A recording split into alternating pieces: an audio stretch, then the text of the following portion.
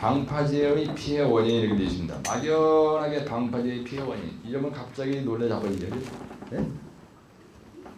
그 말을 방파제의 파괴 원인 이렇게 한번 생각해 보세요. 방파제의 파괴 원인. 그러면 여러분들이 접근하기 쉬워. 피해 원인. 그래서 여러분들이 이걸 볼 때 바로 파괴를 바꿔 세우시면 돼요. 하자 원인. 여러분들 방파제의 하자 원인. 만약에 공구리의 하자 원인. 옛날에는 안 써서 어떤 또 많이 한번 넣었습니다. 공구리 고자물에 하자 원인이 대체수 실이 났었다. 근데 하자 원인 그러면 갑자기 놀라는 거야. 아, 이거 얘기한 적 한 번도 없다. 어? 그래서 하자 원인. 만약에 결함 원인. 부실공사 원인. 부실공사의 원인이 뭐냐 이거예요. 부실공사의 원인. 웃기는 소리야. 하자 원인, 파괴 원인, 피해 원인, 결함 원인 똑같은 말입니다. 그래서 이런 거에 대해서 제가 원하는 능력이 좀 탁월합니다. 상당히 탁월해요. 말 빠질 수 있지만 제가 원래 어학에 대해서는 아주 대단히 일각인 인사예요. 이게 강의도 이렇게 푼다게 하는 거 아닙니까? 근데 이거 문제는 뭐냐면 따라서 1교시 5문제다. 1교시 문제야. 1교시 문제니까요. 이거의 원조를 찾으라 그랬죠, 바로. 아, 이게 원조가 뭐예요? 항만공사입니다. 항만공사. 그렇죠? 그러면은 수파파파 조유가 튀어나와야 되는 거예요.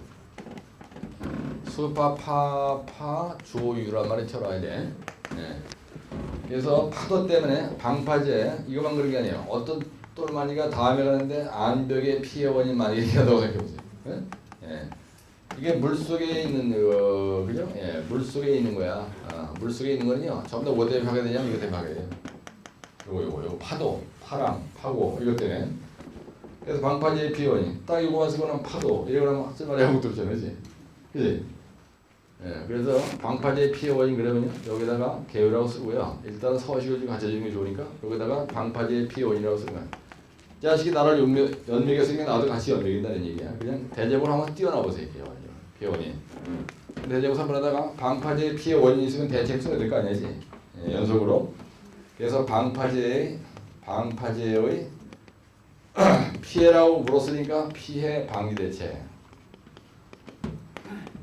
이렇게 했고 여러분들이 이걸 갖다가 접근하기 쉽게 어프로치하기 쉽게 하려면 여기다가 파괴라는 걸 하나 써놓는 거예요.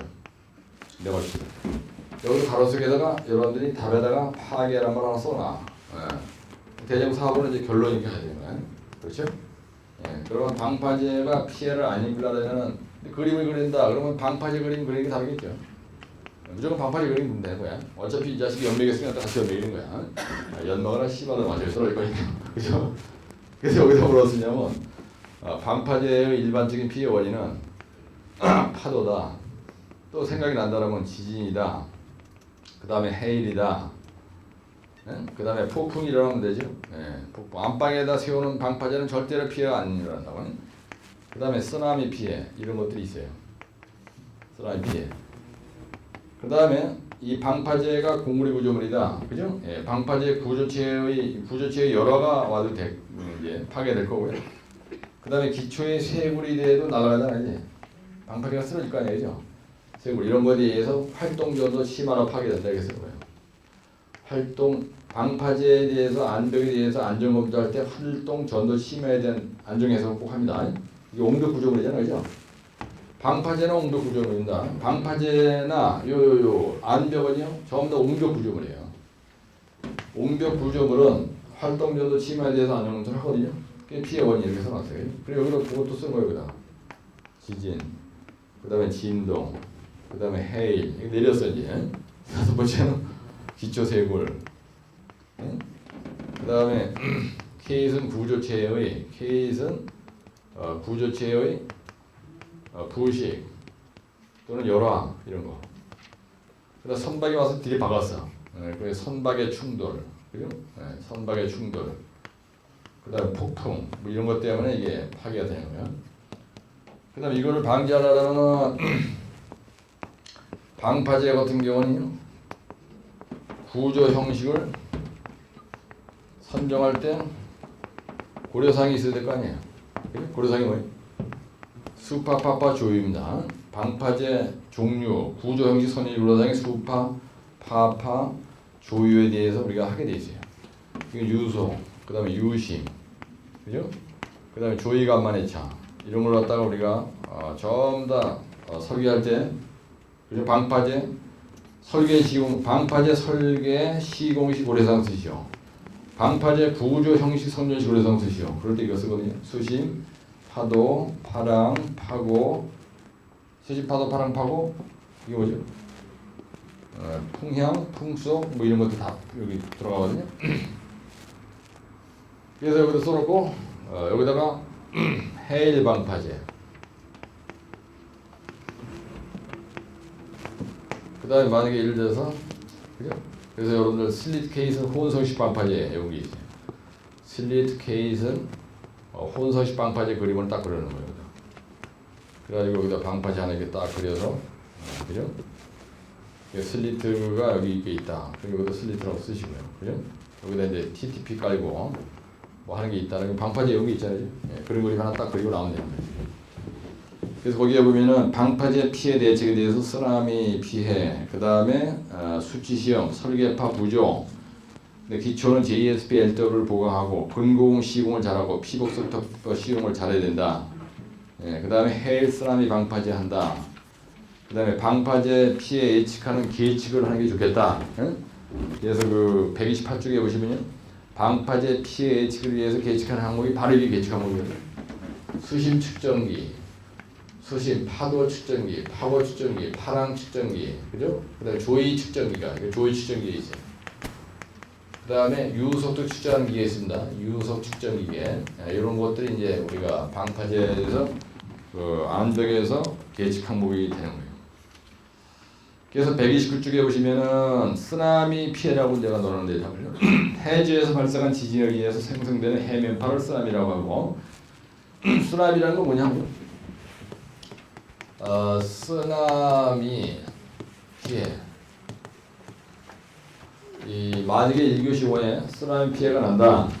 그러면 쓰나미가 원인이 뭐냐? 쓰나미의 발생 원인은 해저면의 수직 상승에 의해서 발생한 해일 피해를 우리가 뭐라 하냐면요, 쓰나미 피해라 그래요. 해저면이 갑자기 위에 수직으로 올라오는 거야. 그러면 그 물이 어디로 가겠어요? 육지를 덮치잖아. 우리가 그걸 해일이라고 하잖아요. 해일. 그래서 해저면의 수직 상승에 의해서 해저면에 이거의 정의가 뭐냐면 해저, 그러니까 해저면이라는 걸 우리가 C베드라는 거야. 강바닥이 수직으로 쑥 솟는 거예요. 해저면의 수직 상승으로 인해서 발생한 해일에 의한 피해, 우리가 그렇다가 쓰나미 피해라고 하는 거예요. 그리고 그 뒤에 보면은 대제목 3번에 쓰나미의 전파 속도는 중력 가속도 곱하기 수심이다 이런 말이죠. 중력 가속도 곱하기 수심. 그리고 G 곱하기 D다 이렇게 외우면 여러분들이 좀 띵합니다. 이게 쓰나미 전파 속도는 쓰나미에 대해서 쓰나미의 전파 속도는 V는 어떻게 본다고요? 루트에 곱하기 수심. 이게 뭐라고요?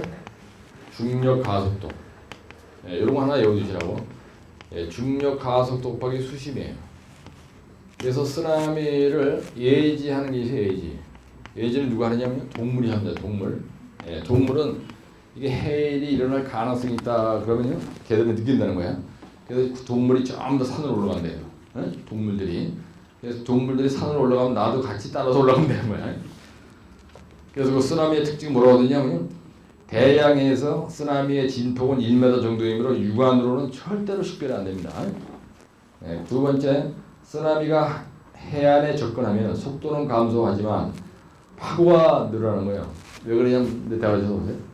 여기가 강바닥입니다. 근데 이게 해저면이 수직으로 만약에 10m 올라갔다고 생각해봐. 그럼 10m만큼 물이 위로 올라오겠죠. 그런데 물이 출렁 되는 거야. 그러니까 뭐가 높아진다는 거예요, 여기. 그러니까 뭐가 높아진다고 했어요? 파고가 증가한다고 되잖아. 파고. 그러니까 해저면의 수직 상승에 의해서 파고가 증가해서 엄청난 피해를 얻는다. 그래서 사전 재난 경보 시스템. 그래서 우리가 엄청난 그 인류의 혼돈을 가져오는 피해를 얘기할 때 카타스트로피란 말을 써요. 엄청난 재난을 얘기할 때 천재지변에 의한 재난을 얘기할 때 카타스트로피란 말을 쓴다는 거야. 거기서 이제 영어로 카타스트로피, 그죠? 카타스트로피 이런 말을 써요. 네. 천재지변에 의한 재난을, 그죠? 네, 이게 일어나면 수천 명이 죽었잖아요, 지난번에. 북해? 예, 그래서 보면 일본 북동해안의 산리쿠 근처에서 발생한 지진에 의한 쓰나미의 파고는 10m다. 파고. 근데 여러분들 파고 10m라 그러면 우리는 감각이 없어요. 아, 이거 파도가 치니까 이쁘다 이러지. 예, 파고 10m가 어느 정도 심각하냐 하는 건 감이 없습니다. 예, 그냥 낭만적으로만 쳐다보는 게 파고의 높이에요. 근데 저게 와서 나를 덮쳐가지고 내가 죽음으로 간다는 건 상상을 못한 겁니다. 해저면이 수직 상승을 내가 어떻게 하나 씨발 되져버린 건다는 거지, 그지? 예? 예, 쓰나미 따로 쓰나미. 해저면이 수직 운동, 수직 상승에 의해서 방파제가 날아가겠죠? 예? 예, 방파제 보세요. 방파제의 피해 원인에서 가장 큰 게 쓰나미 피해, 쓰나미 피해. 내가 여기서 강의하고 잘난 척하고 서 있는데 갑자기 이게 20m가 위로 올라가. 그러면 얼굴에 내가 하늘로 뜯고 가야겠죠. 그럼 뭐 지구상에 존재하는 모든 물체는 다 날아가는 겁니다. 지진이 일어났다, 지진이 일어나면 막 흔들어대니까 뭐 다 파괴되잖아요, 그죠? 산사태 원인에 지진이 들어가요, 안 들어가요? 이걸 시험 전왔죠, 산사태. 지진이 일어나면 진동이 일어나죠. 네? 해저면이 수직으로 상승하면요, 지진이 일어나는 거예요, 지진이. 그러면 진동이 막 일어나는 거예요. 그래서 진동으로 흔들어대면 하여튼 붙어날 게 없는 거야. 지구상에 존재하는 모든 물체는 흔들어대면 조지는 겁니다. 그래서 향후 인류의 과제는 환경 보호에 주력한다. 산호초가 쓰나미를 방어함으로 적극 해양 생태계 보존에 주력해야 된다. 이게 뭐냐면요. 쓰나미 피해가 오는 이유는 그러니까 시베드 바닥에 깔려 있는 그 산호초를 전부 다 인간들이 망쳐가지고 요 피해가 일어난다는 거예요. 어? 여러분 슬리트 케이스 혼속식 방파제가 상당히 그 해일 피해를 막는데 중요합니다. 산호초, 쓰나미 피해를 방지하는 게 산호초라는 거예요. 내가 지난번에 어딜 갔다 왔었냐면 작년 여름에 어디지? 사이판인가요? 네? 사이판을 갔더니 산호초 있는 부분을 이렇게 경계비를 표시해놨더라고요. 네? 산호초가 무슨 역할을 하냐면요. 만약에 바닷가가 이렇게 있다고 생각해보세요. 이렇게. 여기 산호초가 이렇게 있는 거예요. 산호초가 이렇게 있는 거예요. 근데 이게 우리 여러분들 슬리트 케이스 혼속식 방파제 그림을 내가 뒤에다 넣었는데 여기서 산호초가 슬리트 역할을 하는 겁니다. 그래서 야 이거 커피 좀 타올리나? 아저씨 커피 좀 타오세요? 이거 가져가서 거기에 보면 138쪽에 유수실이라는 게 있어요. 유수실 투과 전면벽인데 내가 방파제 여러분들한테 언제 보여준 적이 있습니다. 근데 이렇게 돼 있거든요. 이게 만약에 방파제를 이렇게 설치하잖아요. 그러면은 이 앞면에다가 여기 케이슨에 원래 구조체가 이렇게 있고요. 여기에다가 이렇게 창살을 만드는 거예요. 케이슨을 만들 때 이렇게 만들어요. 이런 식으로 만드는 거예요. 그래서 여기가 이제 이렇게 여기로 물이 들어오는 거야. 들어오면서 파랑의 에너지를 죽이는 겁니다, 이게. 그래서 이걸 가지고 우리가 뭐라 하냐면 슬리트라 그래, 슬리트 이렇게. 그래서 거기는 우리말로 여기를 뭐라 하냐면 투과벽이라고 돼 있어요. 이게 투과벽이라고 돼 있다고. 일반 케이스는 그냥 이런 격체처럼 만드는 건데 이거는 여기에 이렇게 들어가지고 파랑의 에너지를 죽이는 거예요. 요 슬리트라는 거가 요 산호초가 슬리트의 역할을 하는 겁니다. 예, 여기 파랑의 에너지를 죽이는 거예요. 여기 다 죽어. 산호초가 여기 수천 개, 뭐 수십만 개 있을 거 아니야, 이렇게 있어, 그죠? 갈대밭처럼. 그럼 이 산호초 사이를 이게 물이 통과해 오면서 육지 쪽으로 오면은 이 파랑에 파고오고 뭐고 싹 다 없어진다는 얘기야. 예? 무슨 말인지 이해하시죠? 예. 산호초를 인간들이 다 없애는 바람에 이게 쓰나미 피해가 왔다는 거예요. 그래서 인류가 지가 망할 짓을 골라가면서 하고 있습니다. 예, 인류가 지가 망할 짓을 산사태도요. 가만히 내비도 안 나. 근데 인간들이 내부지라는 거야. 산사태를 인간들이 전부 다 산사태가 만든 산불도 나게 하고 나무도 다 벼떼고 평창 거기 가면 또 거기다 대고 뭐 그냥 뭐 유치한다고 지랄하면서 막 그냥 산 홀딱 깔아기고 거기다 별장 만든다라면서 팔당 저 댐 위에 가보면요 옛날에 그 없었는데 산 맞은편 쪽으로 그냥 전부 다 막 그냥 불더져라서 깎아가지고요 허가를 내줘가지고 지랄 못할 때 막 짓고 그냥 예?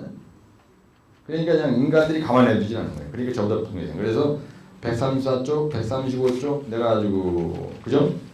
케이슨의 방파제에 대한 내용을 아주 끝내주게 넣었습니다. 예, 그래서 방파제의 피해 원인은 뭐냐면은 134쪽에 보시면요. 세굴 방지 매트를 제대로 안 깔았다. 근고 브록을 개판으로 깔았다. 이형 브록을 개판으로 깔았다. 피복석을 개판으로 깔았다. 그래서 방파제의 피해 원인은요. 쓰나미 피해도 있고 지진도 있고 해일도 있고 폭풍도 있고 그다음 다섯 번째 기초 세굴도 있고 이렇게 있는데 시공사의 원인은 또 뭐냐면요.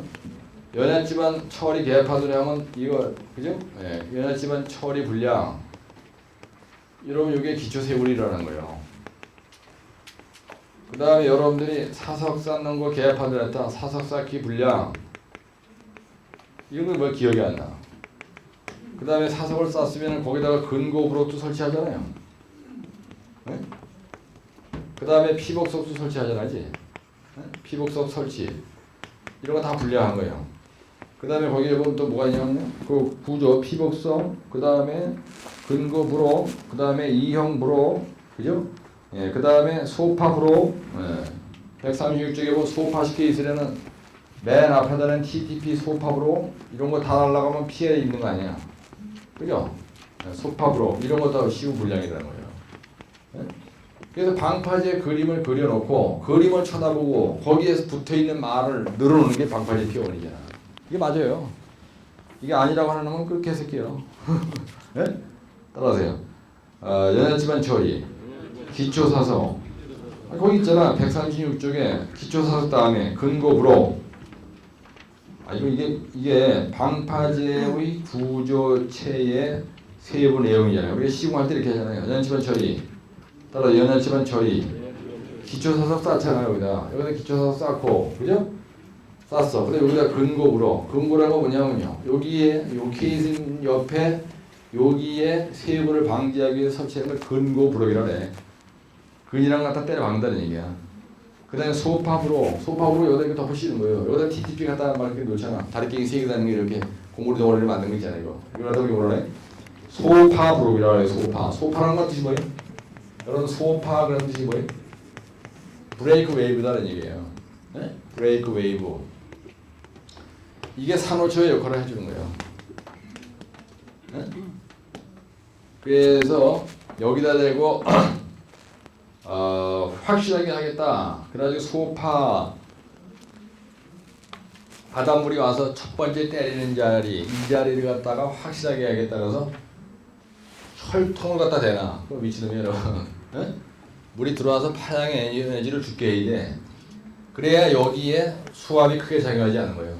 진짜 케이슨 구조체에 우리 압력을 파도가 세게 여과서 박치게 하지 않게 하기 위해서 이 케이슨 본체 대가리 앞에다가 TTP 싸는 걸 뭐라 한다고요?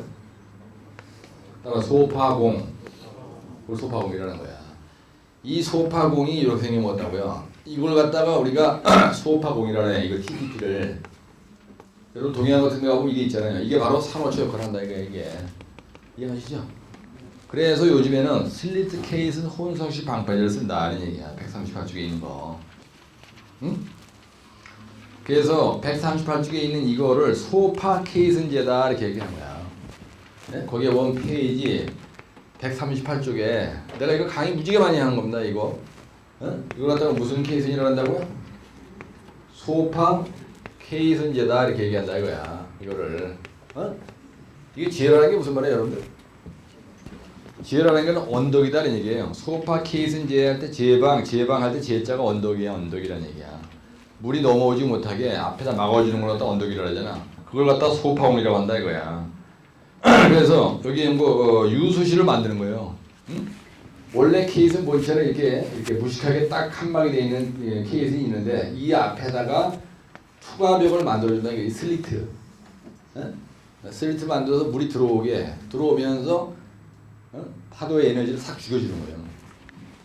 이걸 갖다가 소파 케이스인제다 이렇게 얘기하는 거야. 이걸 갖다가 소파 케이스인제래. 이게 시험 문제 난단 말이에요, 여러분들. 네? 시험 문제가 어떻게 출제가 되냐면요. 소파공 이렇게 시험 문제 나요. 피복석 이게 시험 문제 나요. 소파공, 피복석 이게 시험 문제 난다. 소파공 그러면 이게 답이죠. 네? 요 138쪽에 있는 요 투과 전면벽 이걸 갖다가 슬리트 케이스는 혼성식 방파제라고 하는데 이거를 138쪽에 있는 걸 갖다 우리가 슬리트 케이스는 혼성식 방파제라는 거예요. 근데 이게 소파공이죠, 그죠? 네? 요 슬리트가 소파공이잖아요. TTP가 소파공이듯이, 예, 그런 얘기야. 그 다음에 136쪽에 있는 소파 부록 피복제란 말 있잖아요. 소파 부록 피복제라고 돼 있잖아. 그럼 기초서 이거 지울래? 기초사석을 쌓고요. 네, 요거만 얘기 자세히 쉬었다 하겠습니다. 지금 내가 방파제 피해 원 얘기하다가 이걸 너무 길게 얘기하는 것 같은데 이렇게 돼 있으면요. 이게 C베드잖아. 네, C베드인데 여기를 이렇게 파는 거예요. 그래서 여기다 사석을 놓든지 아니면은 샌드 컴팩션 파일 공법으로 하든지 그래서 영양지반 처리를 하시고 난 다음에 영양지반을 계량을 하고 난 다음에 여기에다가 이렇게 또 이렇게 사석을 쌓는 거예요. 그러고 나서 여기다 케이스는 원래 얇아진 케이스는 이렇게 하나 갖다 놔. 근데 이 앞에다가 이렇게 슬리트를 만들어 이렇게 만들고 또 이 앞에다가 이렇게 씌우는 경우도 있어요. 더 세게 나가기 위해서. 예를 들어서 이걸 갖다가 우리가 소파공이라고 하는 거 이걸. 요 슬리트도 소파공이에요. 요거는 케이스 본체야. 여기 사서 쌓고. 근데 여기다 근고공 이렇게 아까 씌워낸다 그랬고. 근데 요 자리도 또 피복석을 뒤집어 씌우잖아요. 여기다 피복석을 뒤집어 씌우는 거야. 그 다음에 그 대가리보다 이렇게 하는 거예요. 이걸 갖다 TTP 같은 거 갖다 된다 이거야. 이런 거 갖다 우리가 소파공이라고 하는 거예요. 그래서 요거 C베드가 있는데 여기에다가 사석을 쌌어. 우리가 요거만 있는 거를 우리가 뭐라 하면 경사제라고 해요. 근데 그 위에다가 케이스를 갖다 수직으로 올려놔. 그래서 원래는 이거 C베드 위에다가 바로 케이스를 이렇게 수직으로 딱 올려놓은 걸 갖다 우리가 뭐라 하냐면 직립제라래 이걸. 직립제라래. 그 다음에 이렇게 이런데 여기다가 이렇게 사석을 쌓고 여기다가 피복석을 뒤집어 씌우고 대가리 위에다가 이렇게 공구리 쳐서 만든 걸 갖다 경사제를 해. 그래서 이걸 갖다가 혼성제를 해. 이걸 우리가 혼성제라는 거예요. 언덕을 쌓는데 경사제와 직립제의 혼혈화야. 그래서 이걸 혼성식 방파제라 해. 이걸 혼성식 방파제라 해. 근데 이 앞에다가 슬리트를 놓은 거, 이런 투과벽을 놓은 거를 투과벽을 설치가 되어 있는 걸 뭐라 그런다고요? 소파 케이슨이라고 한다 그래요. 케이슨에 이 슬리트가 붙어 있어. 그래서 소파 케이슨이라고 얘기하는 거야. 케이슨 제다 이렇게 얘기하는 거야. 근데 만약에 이게 없어. 이게 없고 그냥 요거만 있는 거야. 그러면 케이슨식 혼성식 방파제다 이렇게 얘기하는 거야. 우선 이해하시죠? 그러니까 소파 케이슨제, 케이슨식 혼성식 방파제 이게 틀린 말이에요. 케이슨식 혼성식 방파제하고 완전히 틀린 거야. 그런데 이걸 갖다 우리가 뭐냐면 슬리트 케이슨 영어로 혼성식 방파제다 이렇게 얘기한다고요. 이걸 갖다 소파 케이슨제를 슬리트 케이슨 혼성식 방파제다가 이렇게 얘기한다 이거지. 왜? 슬리트가 앞에 붙어 있으니까. 그렇죠? 슬리트 케이슨 혼성식 방파제잖아 이게. 그지? 예. 그래서 구조 형식이 슬리트가 붙어 있는 걸 슬리트 케이슨 혼성식 방파제. 이게 안 붙어 있는 걸 케이슨식 혼성식 방파제. 일명 요거를 소파 케이슨제 이렇게 얘기하는 거예요. 소파. 소파라는 게 뜻이 뭐라 그랬어요? 소파라는 게 뜻이 뭐라 그랬어요? 한문수를 이렇게 쓰는 거야. 소파. 파도를 소실시켜준다. 영어로 얘기하면 이게 더 이해가 쉬워요. 브레이크 웨이브다는 얘기야. 웨이브. 요거 웨이브라는 건 파도 이게 날라오는 이 힘을 죽여준다는 거예요. 파랑의 에너지. 예? 그거를 깨부순다는 얘기예요. 이게 소파라 이게 소파라래. 파도의 에너지를 죽여주는 거다. 파도를 소실시켜준다. 이걸 소파 이렇게 얘기해요. 소파공 이러면 소파공. 우리가 누가 얘기할 때 소파공 이러면요 TTP도 들어가고 요 슬리트 케이스는 이것도 들어가고 이렇게 얘기하는 거예요. 소파공 그런데 여기다 이거 쓰면 조지는 거예요. 이거 소파공이 아니죠. 이것도 소파공이 아닙니다. 이게 소파공이 되려면 이 앞에다가 직립식 방팔제라고 하더라도 TTP를 갖다 앞에다 엎어 씌워야 되는 거예요. 이거에다가 소파공이라는 거예요. 그 다음에 여기다가 이렇게 뒤집어 씌운 걸 뭐라 한다고요? 사석이 날아가지 말라고 뒤집어 씌운 걸 피복을 뒤집어 씌웠다. 피복돌에 따라서 피복석 이렇게 얘기하는 거예요. 이걸.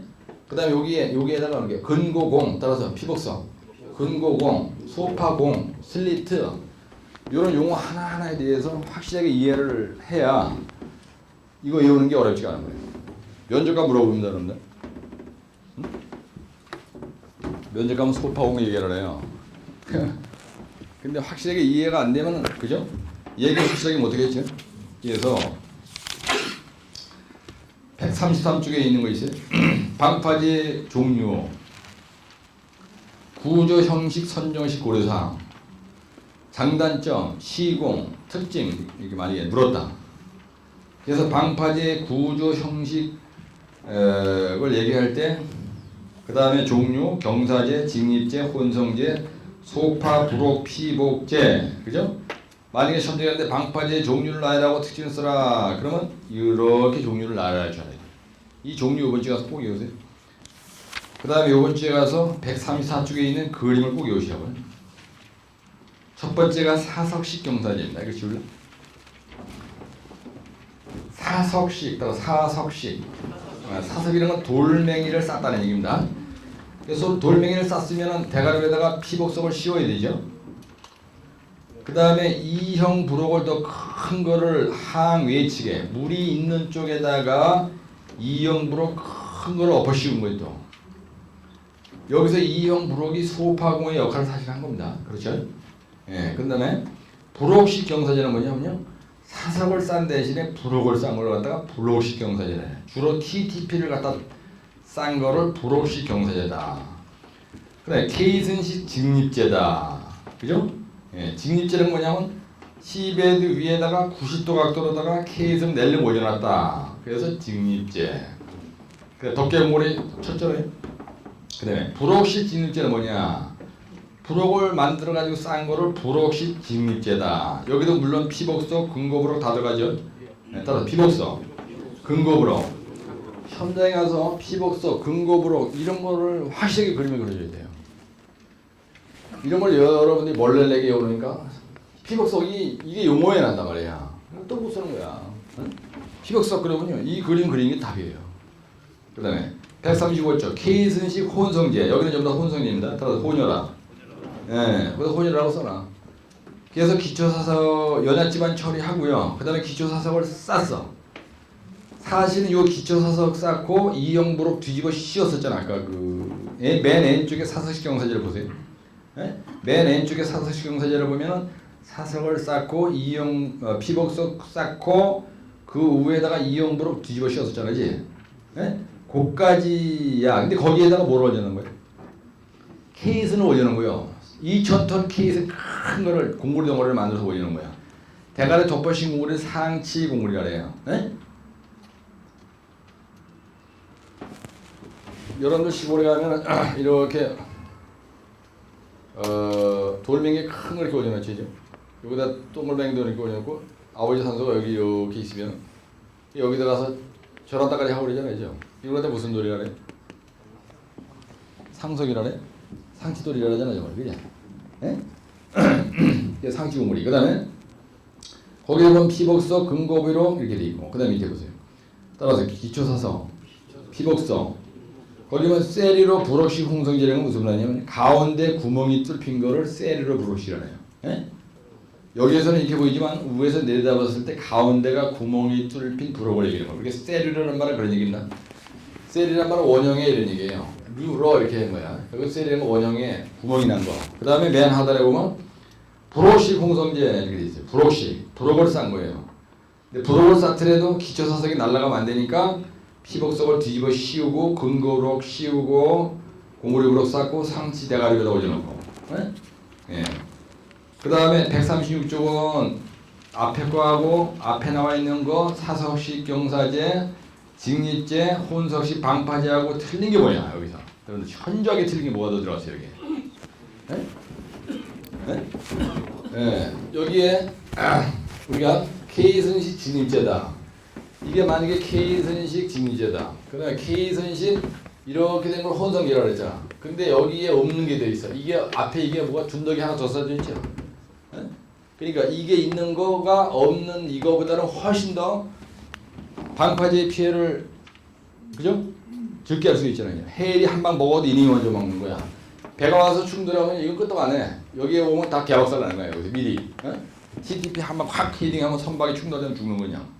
그래서 소파 브록 피복제, 소파 브레이크 웨이브 해주는 TTP를 앞에다 그냥 잔뜩 쌓아놨는데 어느 정도 써놨냐면 위에 있는 거 보면요. 사석이 들어가고요. 여기 맨 치면 사석이 들어가. 여기는 또 TTP를 갖다 뒤집어 씌우는 거야. 고물이 이렇게 생긴 걸 갖다. 배가 와서 여기다 꼬챙이만 확 박으면 그냥 푹 들어가는 거야 이게. 어? 여기 가서 박아도 이님이 그냥 이런 그냥 이게 엄청 커요. 여기서 보면 이렇지만 바닷가에 가면 내 키보다 더 커 이게. 거기다 박았다 그냥 죽는 거야. 어? 그러니까 사석이 한번 가봐야지고 여기에 TTP가 이렇게 막아주고 그러니까 이건 끄떡없는 거예요. 그러면 사실은 소파 브록 피복제가 최고 좋은 거죠. 네? 그래서 시험장에 가는데 어떤 미친놈이 소파공 이렇게 한다 이거 시험장. 이 지랄은 안 썼어요. 소파공 1교시 5에 그러면 이 그림만 그리면 돼. 요거 소파공 그러면 136쪽에 요 그림 이게 아주 끝내주는 거예요. 위에 있는 거하고 밑에 있는 거하고 어느 게 더 좋은 거예요? 위에 있는 게 더 좋은 거죠. 사석 앞에 TTP가 있는 거야. TTP가 끝내줘 이거. 이거 배 박았다면 죽는 거야. 예, 쓰나미 피해도 이게 훨씬 죽어요. TTP가 그래서 바닷가에 가면 TTP가 제일 많아요 여기. 여러분 웬만하면 바닷가 살지 마세요. 예? 하나님이 화가 나가지고 요즘에는 상상을 초월하는 피해가 일어납니다. 그다음 138쪽에 보시면은 직립 소파 케이스인제 만약에 시험지가는 소파 케이스인제 이렇게 나왔어 문제가. 소파 케이스인제 이렇게 나왔다 이거야. 그럼 완전히 틀린 말이야 이거. 소파 케이스인제 이렇게 문제가 나왔는데 여러분들이 136쪽에 있는 요 그림을 그렸다. 그러면 안 되는 거야. 응? 소파 케이스인제 그러면 138쪽에 있는 요 슬릿 케이스는 혼성식 방파제를 그려야 된다 이런 얘기예요.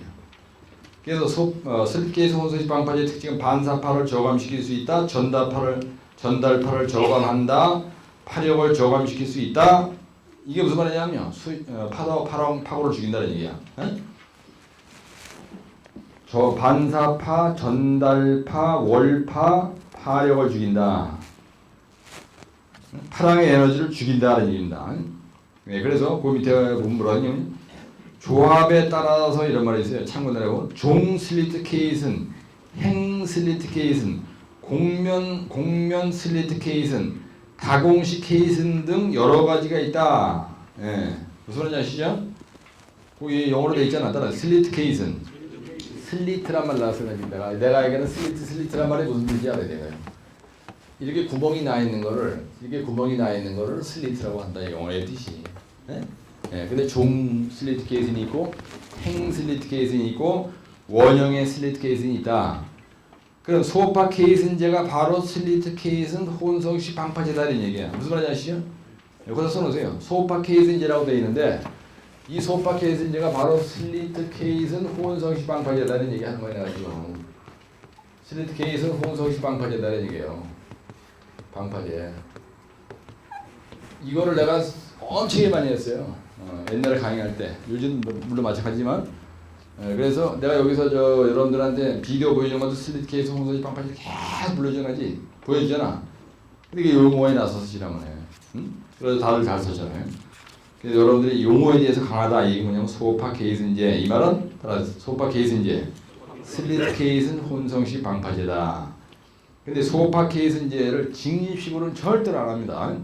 예, 소파 케이슨 그릴 때는 항상 영양지방 처리하고 사석을 쌓고 그 위에다가 케이슨 한데 여기에 투과벽이 이렇게 들어갑니다.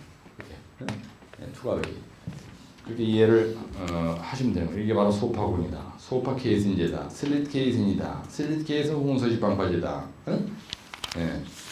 그래서 방파제의 종류는 뭐가 있어요? 따라 사석식 경사제, 직립제, 혼성제. 그래서 경직혼 이러잖아요. 경직혼. 네?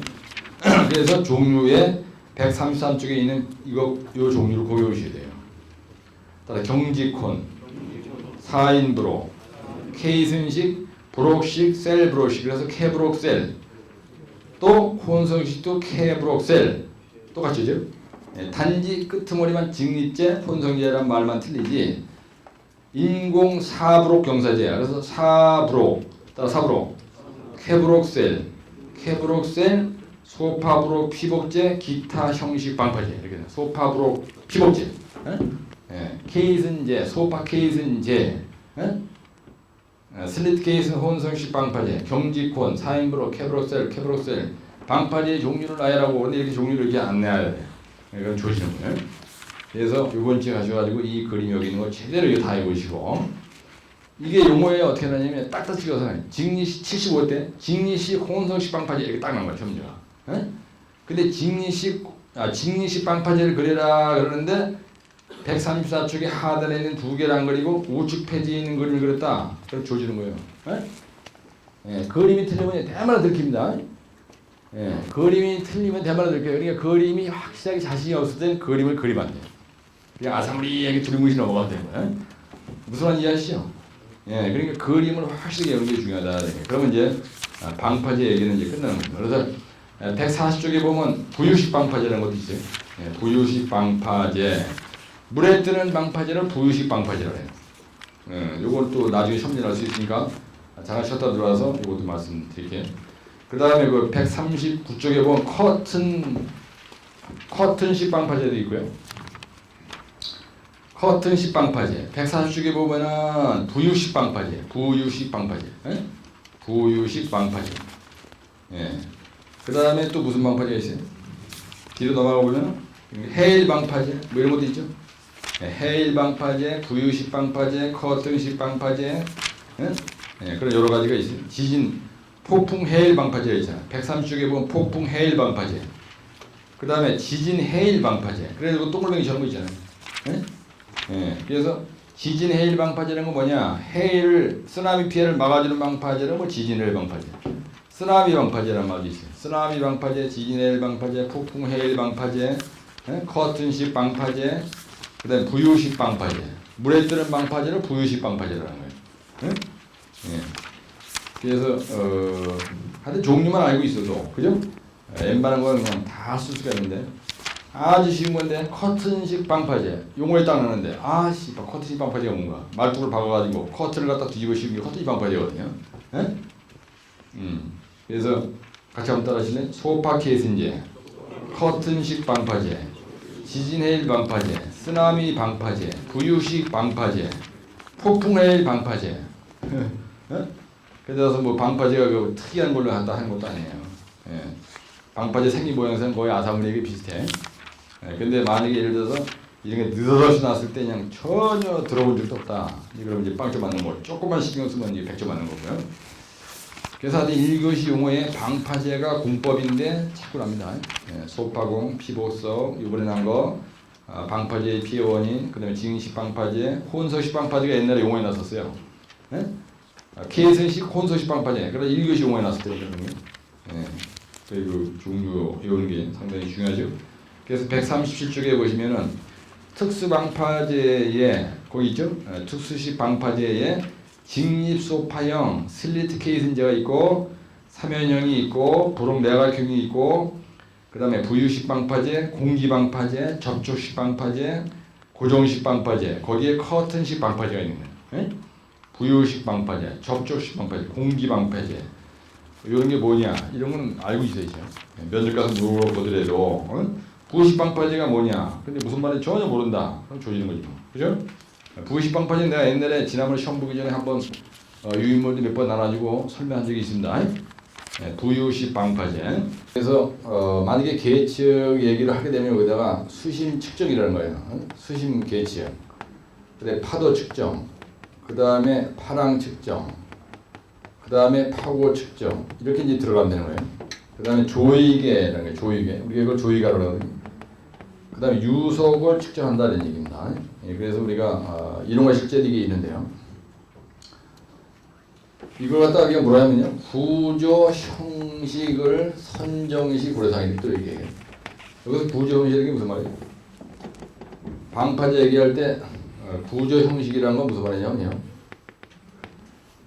사석식 경사제냐, 아니면은 직립제냐, 아니면은 혼성제냐, 이 중에서 어느 거냐 이런 겁니다. 혼성제를 선정할 때는 뭐를 고려하느냐, 그리고 구조 형식을 선정할 때 고려사항이 바로 뭐냐면요. 여기 있는 이게 고려사항입니다. 근데 말이 구조 형식 선정식 고려사항 이 얘기는 뭐냐면요.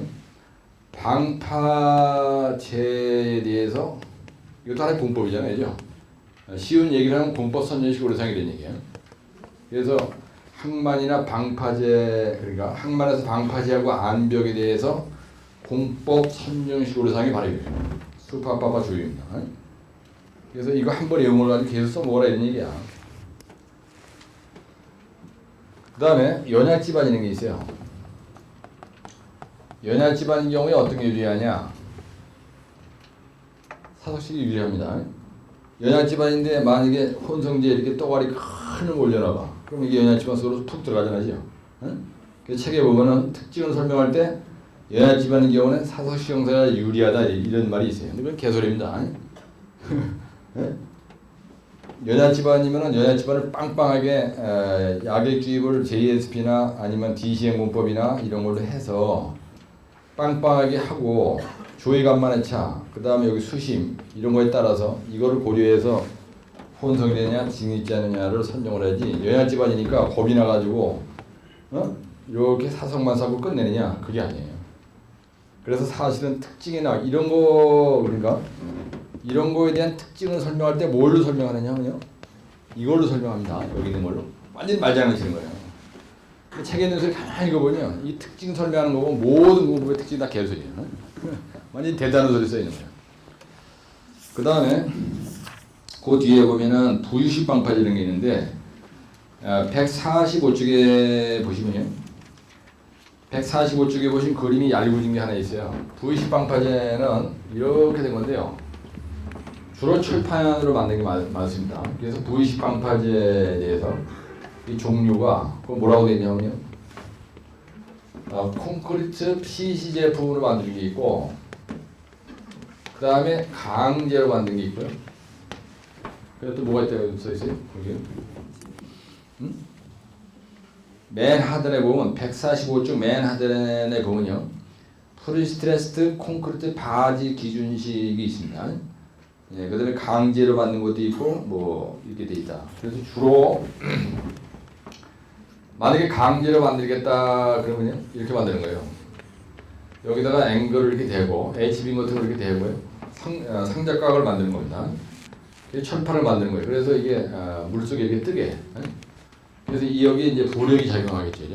예, 그렇게 되면 이걸 갖다가 붙들어매는 앵커가 있어야 될 거 아니에요. 이런 앵커가 이렇게 설치가 돼 있어야 돼요. 그래서 물에 뜨는 방파제야. 그래서 여기에서 수심이 깊다든지 파랑의 에너지가 세다든지 파고가 높다. 그런 경우는 이게 불안정하기 때문에 좋지 않죠. 그래서 앵커로다가 이제 시베드에다가 이렇게 박는 거예요. 그래서 이걸 갖다가 움직이지 않게끔. 근데 만약에 느닷없이 이런 부의식 방파제가 시험 문제가 나면은 나머지 1교시나 2, 3, 4교시 절대 안 나거든요. 그래서 이거 특징으로 설명하려면 어떻게 설명해야 돼요? 만약에 부의식 방파제의 특징을 설명한다. 그럼 어떻게 설명하겠어요? 이걸로 설명하면 되겠죠, 이제? 예, 몇 페이지 있어요, 이게? 부의식 방파제의 특징이 있습니까?